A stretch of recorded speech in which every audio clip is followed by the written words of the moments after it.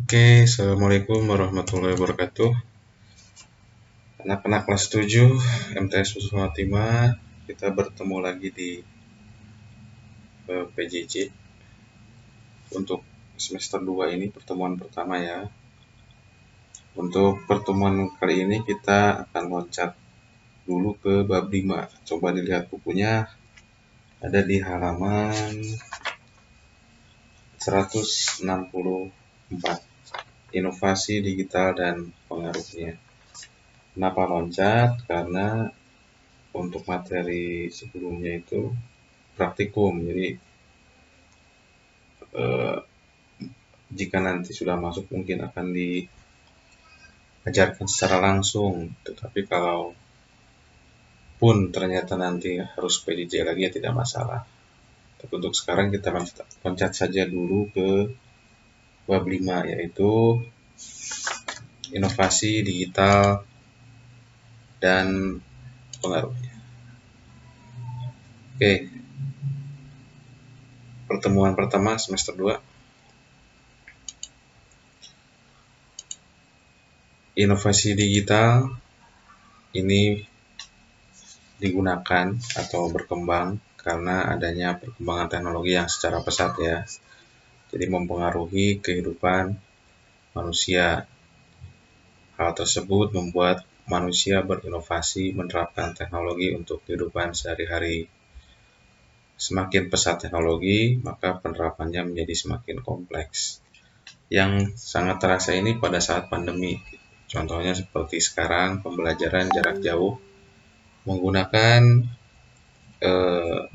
media internet, media digital, atau misalkan saat kalian harus stay at home, tidak bisa keluar, memesan makanan menggunakan Grab atau apa. Itu salah satu pemanfaatan dari inovasi digital. Jadi intinya karena perkembangan teknologi maka akan berpengaruh pada kehidupan manusia. Semua berubah, baik secara disadari ataupun tidak disadari. Inovasi digital pada bab ini akan membahas tentang dua hal. Yang pertama, penerapan inovasi digital di kehidupan sehari-hari. Kalau ada suara WA, abaikan aja lah. Dan dampak dari inovasi digital ini. Kita ke pembahasan pertama tentang penerapan inovasi digital.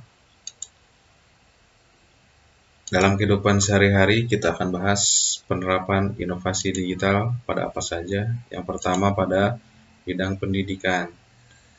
Yang kedua pada bidang kesehatan. Yang ketiga pada bidang ekonomi, keuangan, dan perdagangan. Yang keempat pada bidang pemerintahan. Untuk kali ini kita akan membahas dulu penerapan inovasi digital untuk bidang pendidikan. Seperti yang kita rasakan sekarang, pendidikan sudah mulai berubah, bergeser.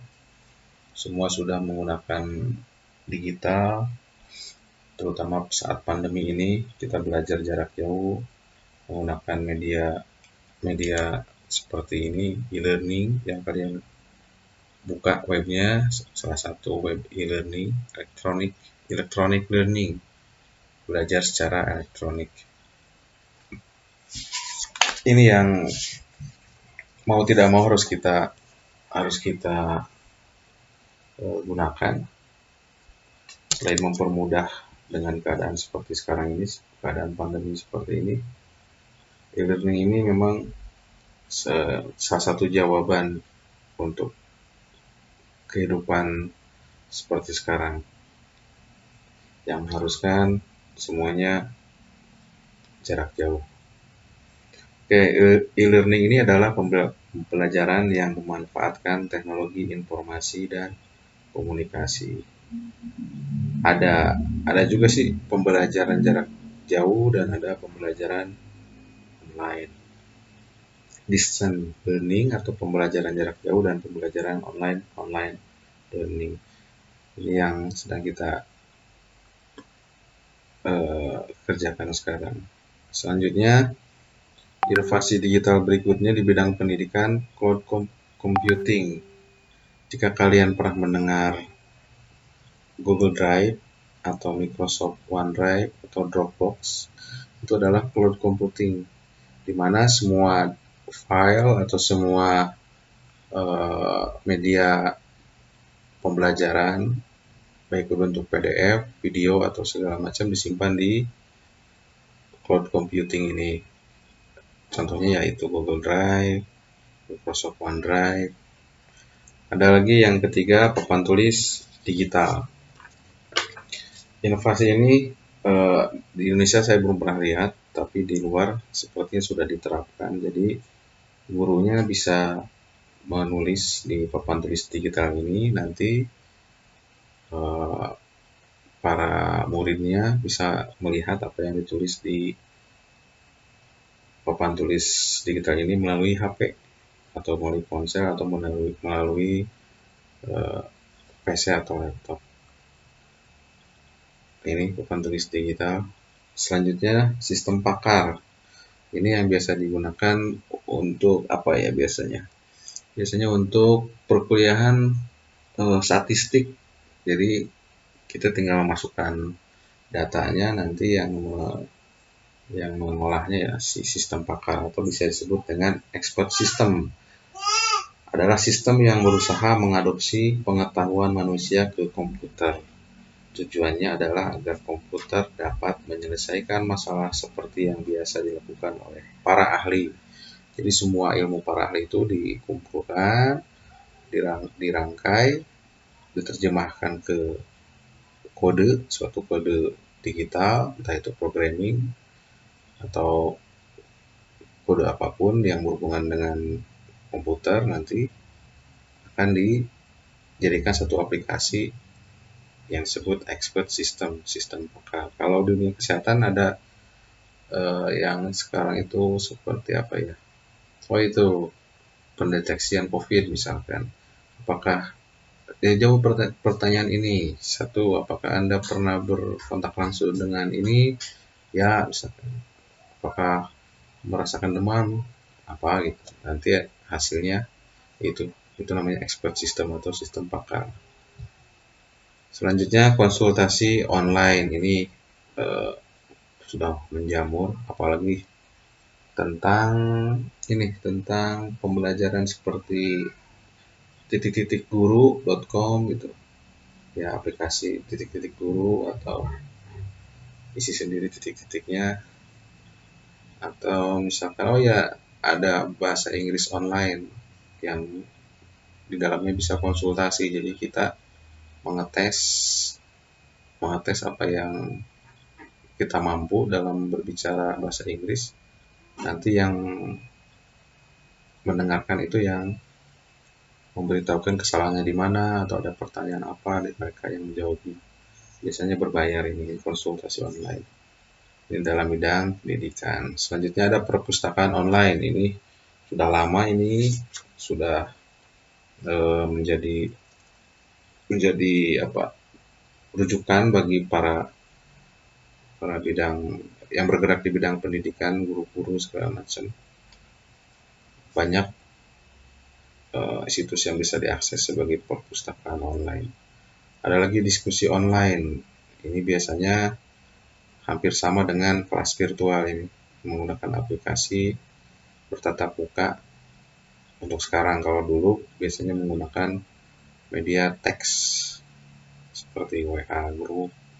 Yang lebih maju ya ini kelas virtual, bisa bertatap muka walaupun secara online, seperti yang nanti setelah video ini kita lihat akan ada kelas virtual menggunakan aplikasi Zoom. Walaupun ada banyak aplikasi lain, tapi yang biasa digunakan sekarang, yang lagi yang lagi heboh, yang lagi menjadi standar ya aplikasi Zoom. Selanjutnya ada virtual reality. Ini yang biasa eh, digunakan biasanya untuk sekolah-sekolah yang maju ya. Yang pernah saya lihat di YouTube itu sekolah yang menggunakan virtual reality itu melihat planet. Jadi penggunanya sama seperti Google Glass di dipakaikan ke mata gitu. Nanti kita bisa melihat 3 dimensi si planetnya, si si apa ya planet-planet yang ada di antariksa sana dengan bergerak gitu. Seperti 3 dimensi aja gitu. Ya kalau yang sering lihat di YouTube sama seperti yang suka game online atau bermain game yang menggunakan virtual reality berbentuk 3 dimensi, walaupun ada yang sebelumnya ada yang 2 dimensi. Ini penggunaan inovasi digital di bidang pendidikan dari e-learning, cloud computing, papan tulis digital, sistem pakar, konsultasi online, perpustakaan online, diskusi online, kelas virtual, virtual reality. Semuanya ada di buku untuk penjelasan lebih lanjutnya. Selanjutnya ke inovasi digital bidang kesehatan. Biasa digunakan di website rumah sakit, di mana sekarang website rumah sakit sudah terintegrasi. Jika ingin mendaftar, kita bisa dari rumah, bisa mengakses websitenya atau aplikasinya, aplikasi website rumah sakitnya.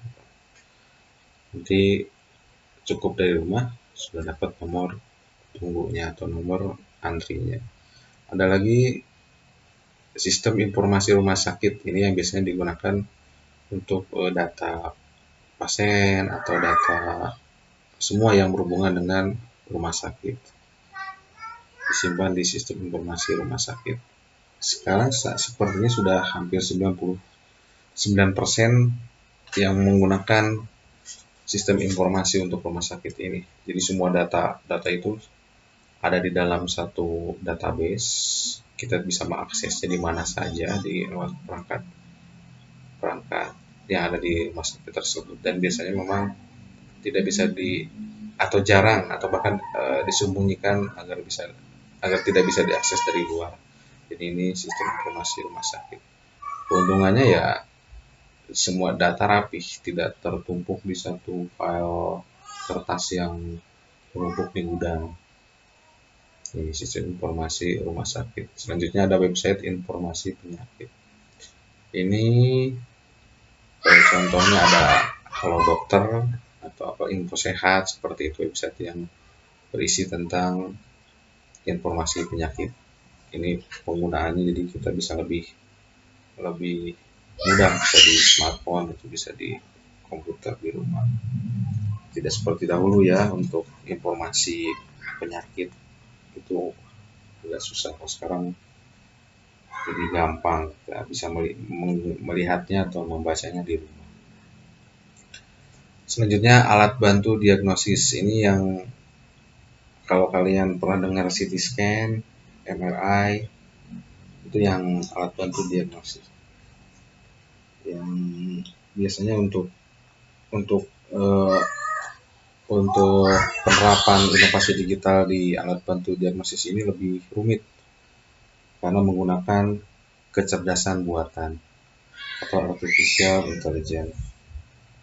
Ini sangat membantu para dokter untuk mendiagnosis penyakit dari pasiennya.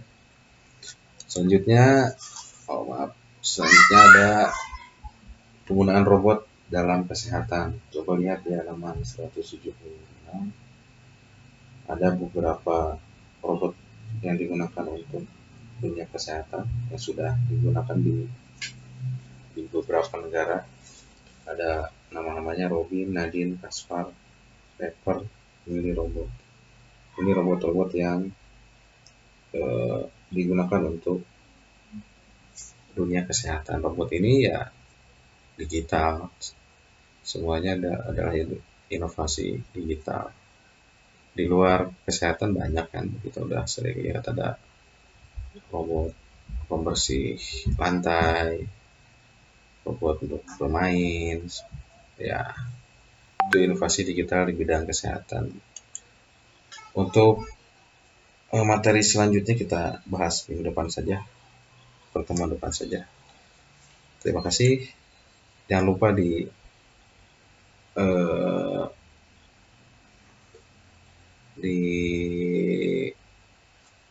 dilihat di Zoom, nanti ada tugas.